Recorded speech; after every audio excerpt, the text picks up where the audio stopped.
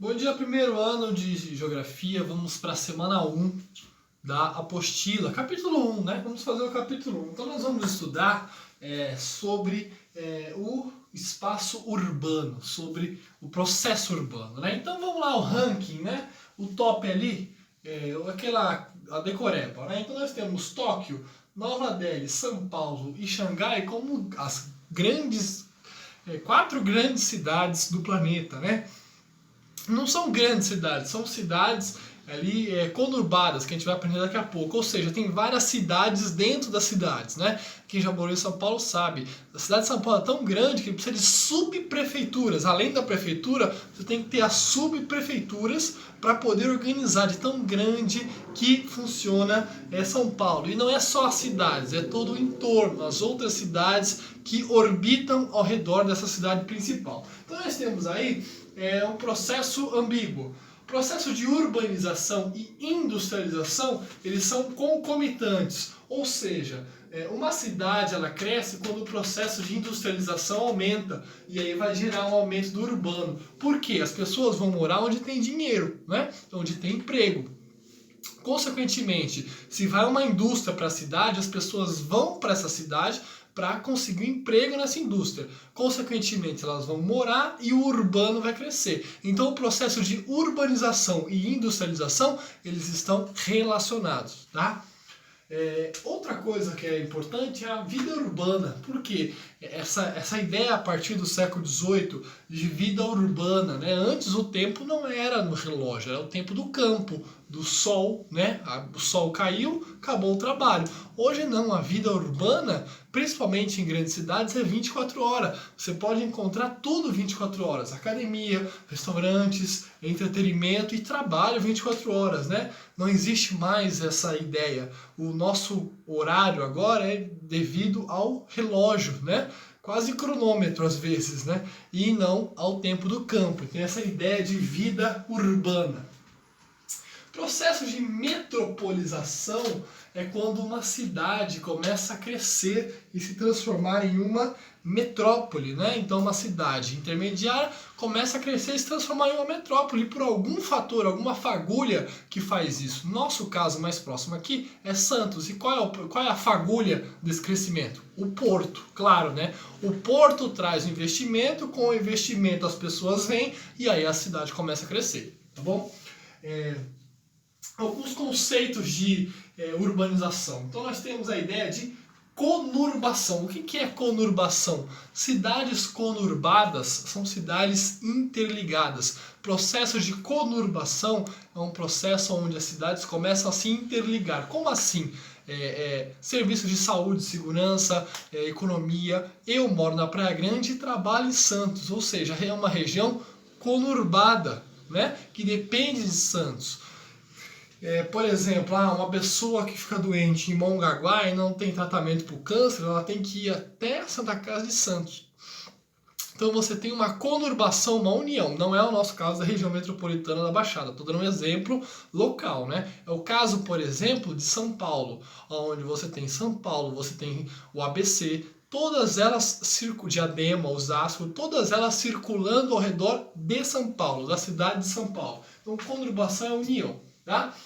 Megacidades são essas grandes cidades, as maiores cidades do planeta, né?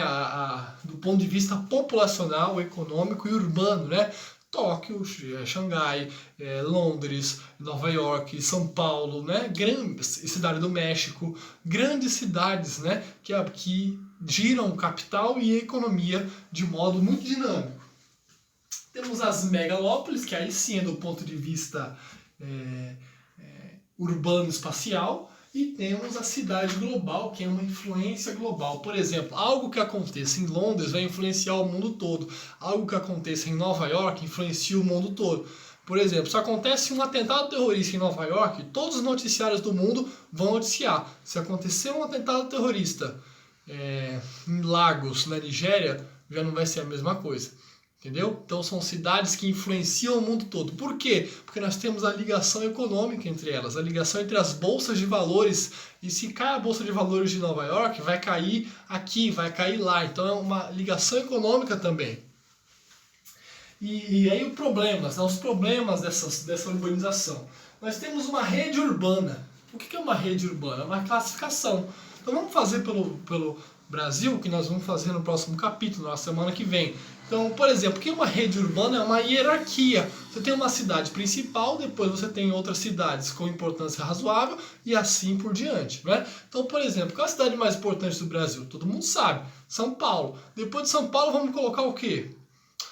Brasília, por ser a capital política, e o Rio de Janeiro, né? Pelo aspecto histórico. Beleza, e depois? Depois a gente pode colocar as capitais do Brasil, as capitais de cada Brasil, de cada estado. E depois, aí você coloca grandes cidades que não são capitais, né? Aí você tem lá Olinda, você tem aqui Campinas, né? E assim por diante. Depois cidades intermediárias, né? Cidades ali que têm importância regional, Santos, né? Ribeirão Preto, e por aí vai. Sorocaba, né? Ficando aqui no nosso estado.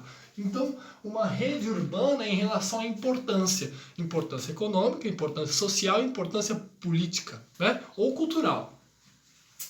Em relação aos problemas, as cidades brasileiras ou as cidades latino-americanas de países em desenvolvimento, elas crescem de maneira desordenada. Então, por crescer de maneira desordenada, geram problemas. Que problemas? Né? Por exemplo, especulação imobiliária.